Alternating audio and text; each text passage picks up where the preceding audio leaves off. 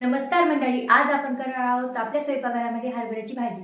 हरभऱ्याची भाजी करताना हाताला खूप त्रास होतो, पण खायला पण तितकीच मस्त लागते. चला तर मग करूया हरभऱ्याची भाजी. सर्वप्रथम इथे खलबत्ता घेतलाय, 5-6 हिरव्या मिरच्या, लसूण पाकळ्या टाकून आपल्याला जाडसर कुटून घ्यायचं. इथे मी प्लेट घेतलेली, 1 वाटी हरभऱ्याची भाजी घातली, अर्धी वाटी बेसन पीठ टाकून चांगलं असं मिक्स करून घ्यायचे. गॅसवर कढई ठेवलेली, त्यामध्ये 2 चमचे तेल टाकायचं. तेल चांगलं गरम झालं की जिरे मोहरी टाकायची, 2 लाल मिरच्या टाकायच्या, शेंगदाणे टाकायचे, शेंगदाणे जरा जास्त टाकायचे, चांगली चव लागते. वाटलेला ठेचा टाकायचा, चांगला असं मिक्स करून घ्यायचा. अर्धा चमचे हळद टाकायची.